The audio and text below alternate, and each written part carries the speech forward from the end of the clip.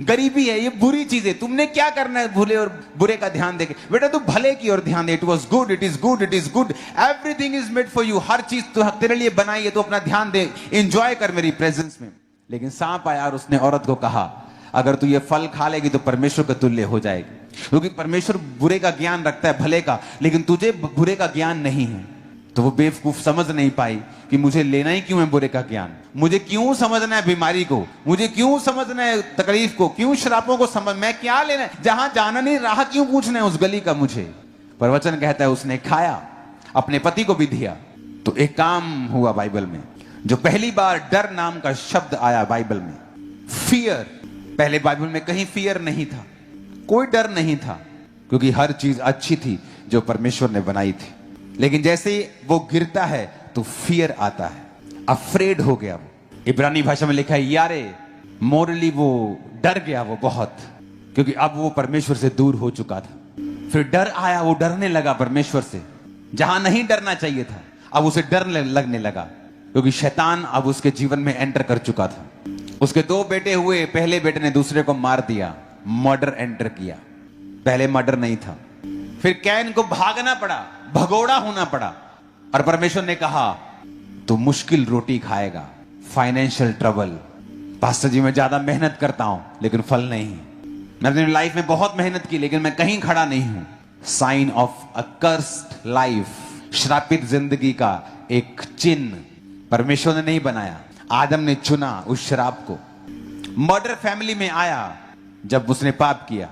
Can को भागना पड़ा और परमेश्वर ने कहा तू भगोड़ा ठहरेगा, लेकिन तेरे को कोई मार नहीं सकेगा, मैं तुझ पे एक चिन्ह ठहराऊंगा। परमेश्वर ने फिर आदम को और बेटे और बेटियां दिए, लेकिन वो पाप जो ब्लड में आ चुका था वो कभी गया नहीं। इंसान बीमारियों को उसके बाद उसने देखा। 969 साल इस दुनिया में सबसे ज्यादा एक आदमी जिया है, तो वो 969 साल जिया है। 900 साल आदमी जीते थे, 950 साल जिया। 930 साल आदम, 950 साल, 950 साल, 962 साल, ऐसे लोग जीते थे। इमेजिन करो पाप के बाद 900 साल जीते थे। इमेजिन करो परमेश्वर ने पाप के पहले कितना लंबा जीने का प्लान बनाया होगा, गिरने के बाद भी वो 900 साल जिए। आदम फिर नहीं सुधरा, उसके लोगों ने पाप किया। वचन कहता है जब आदम के बेटे और बेटियां हुए और परमेश्वर के पुत्रों ने, परमेश्वर के दूतों ने, क्योंकि आपके ऊपर परमेश्वर दूत भी कहता है, मैसेंजर भी कहता है, मनुष्य की पुत्रियों को देखा और उनसे विवाह किए। यानी जो कैन का वंशज था, जो अपवित्र वंशज था, उसने पवित्र वंशज को देखा और पवित्र वंशज ने अपवित्र वंशज के साथ विवाह किया। और कैन के बच्चे परमेश्वर के वचन पे नहीं चलते थे, क्योंकि वो भगोड़ा था और परमेश्वर के वचन से हमेशा से दूर रहा, क्योंकि उसकी भेंट को परमेश्वर कबूल नहीं करता था, क्योंकि उसके जीवन में पाप था। और जब देखा परमेश्वर ने कि पापी जाति पवित्र लोगों से शादी कर रही है और पवित्र लोग उसको एक्सेप्ट कर रहे हैं, तो परमेश्वर ने क्या कहा कि अब मेरा आत्मा इंसान से सदा लोभ विवाद ना करेगा, अब मनुष्य की आयु 120 साल की होगी।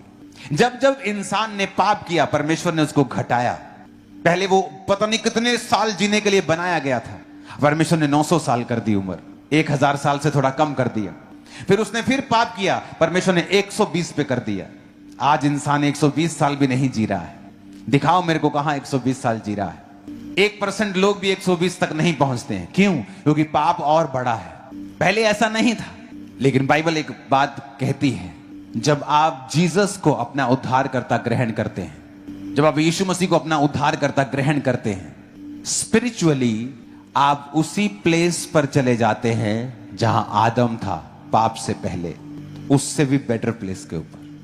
आप उसी जगह पे चले जाते हैं जहां आदम था पाप में गिरने से पहले। मूसा वहां नहीं जा सकता था, उस जगह के ऊपर, उस स्थान के ऊपर। वचन कहता है कि परिपूर्णता, अनुग्रह, सब सच्चाइयां यीशु मसीह के आने के बाद परमेश्वर के लोगों पर जाहिर की गई हैं। आत्मा बाद में पिलाया गया है, पहले किसी किसी को मिलता था, अब सब मनुष्यों पर उंडेला जाएगा। गिरना, हर एक गंदी चीज, हर एक बुरे का ज्ञान पाप की वजह से आया है। और यही गुड न्यूज है। जब लोग बोलते हैं आप धर्म बदलते हो, उन्हें शायद मालूम नहीं, वो अनपढ़ हैं शायद। उन्हें नहीं हौका देना, आवाज लगाना कि जीसस ने तुम्हारे लिए, पापों के लिए तुम्हारे लिए जान दी है, लहू बहाया है, ताकि तुम उसी जगह वापस चले जाओ जहां आदम था। इतनी सी बात भी समझ नहीं आ रही लोगों को। उसने नहीं कहा तुम्हारा धर्म कौन सा है, तुम्हारी जात कौन सी है। उसने कहा जिस जगह पे आदम था एवरीथिंग वॉज गुड, आदम को श्राप मिला।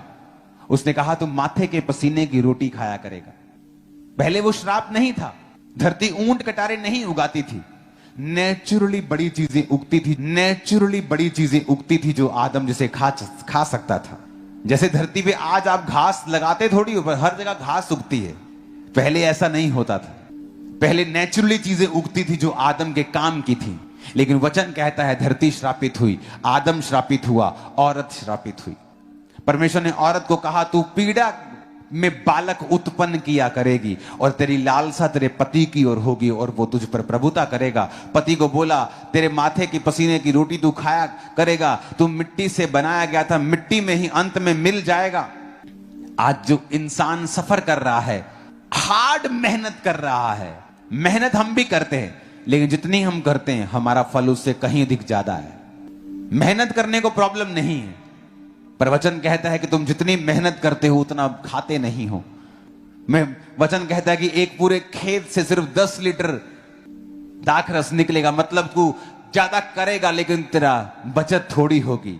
यह कर्ज की निशानी है। और जब एक विश्वासी अपने परमेश्वर के वचन को पहचान जाता है कि यीशु मसीह ने इस कर्ज को ब्रेक किया है, जो काट पे लटकाया जाता है वो श्रापित है ताकि वो हमारे श्राप को तोड़ सके। यही गुड न्यूज है कि जब आप जीसस क्राइस्ट को अपना उद्धारकर्ता मानते हैं, यीशु मसीह को बिलीव करते हैं, आप टेक्निकली स्पिरिचुअली उसी जगह पे पहुंच जाते हैं जिस जगह पे आदम था। आप एवरीथिंग जो आपकी लाइफ में वो गुड होना शुरू होता है। आप जैसे जैसे वचन को समझते जाते हैं और अपनी पोजीशन को समझते जाते हैं, आपकी लाइफ में बेटर आपकी लाइफ होनी शुरू होती है। आप देखते हैं कि आप उस तरह से मेहनत, वो फालतू की मेहनत, वो फालतू का झंझट आपकी लाइफ से परमेश्वर कम करता जाता है जैसे जैसे आप परमेश्वर के करीब जाते जाते हैं। मैंने देखा है इंसान को मेहनत करके कमाते हुए, सफर करते हुए, और मैंने मसीही लोगों को भी देखा है मेहनत करते हुए, लेकिन जो इनकी मेहनत है वो ज्यादा फल दे रही है। वो माथे के पसीने के बिना है, टेंशन के बिना है। एक बात को आप हमेशा याद रखना, सब कुछ अच्छा चल रहा था आदम की लाइफ में, पर इंसान को पंगे लेने की आदत है। एवरीथिंग वाज सो परफेक्ट कि परमेश्वर ने अब सबको खत्म कर दिया, नूह रह गया अकेला। अब इंसान को पंगे लेने की आदत है। वचन कहता है नूह किसानी करने लगा, नूह किसानी करने लगा। लिखा उसने दाख की बारी लगाई और दाख पी के, शराब पी के नंगा लेट गया। उसके एक लड़के ने उसको देखा और दूसरे लड़कों ने उसे देखा नहीं बल्कि पीछे से आके उसको ढांप दिया। जिसने देखा वो श्रापित हुआ।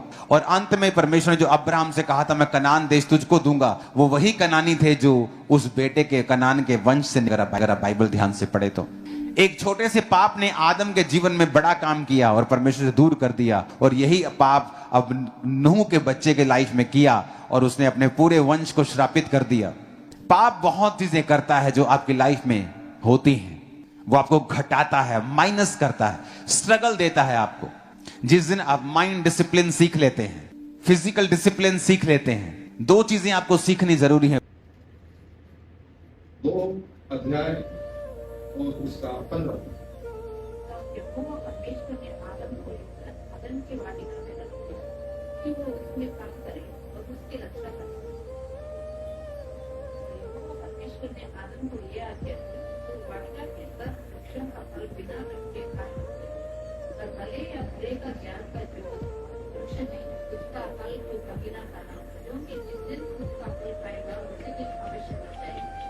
तब यहोवा ने आदम को लेकर अदन की वाटिका में रख दिया कि वह उसमें काम करे और उसकी रक्षा करे। वह उसमें काम करे और उसकी रक्षा करे। आप समझ रहे हैं? किसी भी मनुष्य को परमेश्वर ने नहीं कहा कि वो काम नहीं करे। आदम से लेकर के अभी तक हर एक व्यक्ति को परमेश्वर ने कहा वो काम करे और जो कुछ परमेश्वर ने दिया है उसकी रक्षा भी।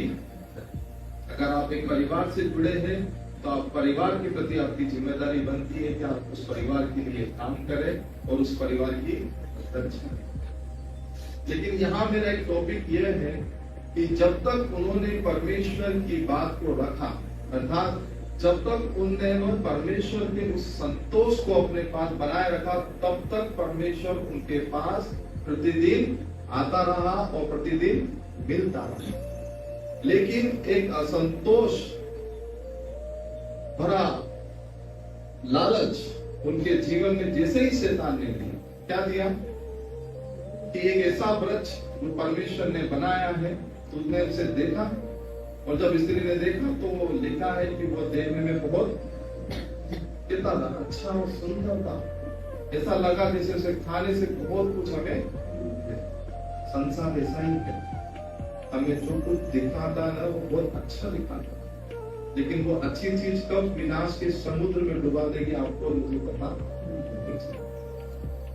आज मैं आदम और हवा के द्वारा आपके बीच में इस बात को कहना चाहूंगा कि परमेश्वर की बात को छोड़ और किसी बात को नहीं मानेंगे तो विनाश के समुद्र में डूब जाए। परमेश्वर की बात को मानेंगे तो जीवन पाएंगे, एक बड़ी कमाई करने पाएंगे। कितनी भी बड़ी परीक्षा क्यों न हो, परमेश्वर आपको परीक्षाओं से जय देगा, क्योंकि आपने परमेश्वर की बात को सुना। लिखा है परमेश्वर के वचन में, क्योंकि मैं तुझे न छोड़ूंगा न मैं तुझे रखूंगा। हम बहुत लोग भविष्य की चिंता करते हैं, मेरे बाद भविष्य में ये हो, मेरे बाद भविष्य में वो हो, लेकिन वर्तमान में जो कुछ हमें दिया उसके लिए हम धन्यवादी कभी परमेश्वर के प्रति होते ही नहीं। आज से 10 दिन बाद हमारे लाइफ में क्या होगा हमें खुद को नहीं पता, और हम सालों की प्लानिंग करते हैं, सालों की हम प्लानिंग करते हैं। हमें आज सोचना और विचार करना है कि जो कुछ परमेश्वर ने हमें दिया है उसके लिए हम क्या दानियल की तरह हम परमेश्वर को आदर देते हैं, हम अपने आप को कितना पवित्र रखते हैं, ताकि हम उन परीक्षाओं में क्या हो परमेश्वर के अनुग्रह में जय बनता। एक और बात हम देखेंगे परमेश्वर के वचन में, उत्पत्ति अध्याय 13 पर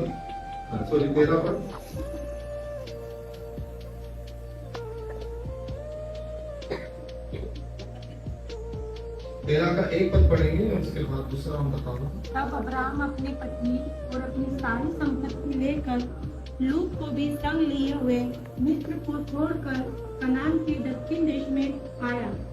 इसी का 18 पद पढ़ेंगे।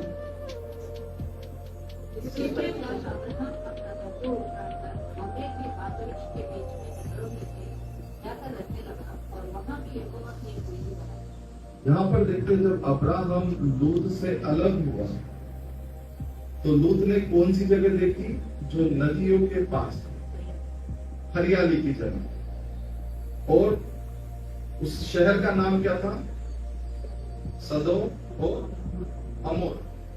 और वहां परमेश्वर का वचन इस बात को प्रकट करता है कि वो देश बहुत पाप से भरा हुआ था, और परमेश्वर की प्लानिंग क्या थी कि मैं उसे पहले से ही कि अब मैं इसको क्या करूंगा, नष्ट करूंगा। लेकिन लूत जो है वो संसारिक चीजों को देखकर क्या हुआ, लोभ में आ गया। देखा है लोभ रहित जीवन या लोभ रहित स्वभाव आपके अंदर से दूर। लेकिन दूसरी आज्ञा लिखी है कि क्योंकि मैं तेरे संग हूं, मैं तुझे न छोड़ूंगा न तुझे त्यागूंगा। वो किसने अपनाई, वो अब्राहम ने। 18 पर हम पढ़ेंगे, बहुत अच्छी बात की परमेश्वर के वचन में।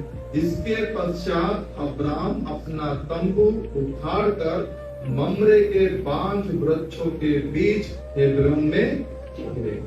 5 वृक्षों के बीच, आप समझ रहे, ना हरियाली ना पानी, कुछ नहीं, लेकिन एक वचन परमेश्वर का वो लेके गया। परमेश्वर ने कहा था कि मैं तुझे ऐसा जगह दूंगा कि जहां पर तेरे राज्य की बढ़ोतरी होगी, और इतने लोग होंगे कि जैसे कोई तिनकों को धूल की तिनकों को गिनता है वैसे तेरे वंशज होंगे। Hallelujah, hallelujah. आज परमेश्वर का वचन हमें बता रहा है कि हमें कितना परमेश्वर की गहराई को, परमेश्वर के प्रेम को, परमेश्वर के वचन को समझने की जरूरत है। अगर आप अपने आप को अगर यदि आप उस जगह रखते तो आप डेफिनेटली लूत की तरह सोचने लगते। लेकिन परमेश्वर का वचन हमें अब्राहम की तरह सोचने के लिए है कि जो कुछ परमेश्वर ने हमें दिया है हमें उस पर विश्वास रखना जरूरी है। संतोष के साथ हम परमेश्वर को भजेंगे, हमारा भविष्य परमेश्वर के हाथ में, हम बड़ी कमाई करेंगे। इसके बाद दूध को क्या हुआ, घेर लिया गया, दूध को बंदी बना दिया। बहुत सारी बातें परमेश्वर वचन के द्वारा सीखो। हालेलुया। एक और बात हम परमेश्वर की देखेंगे,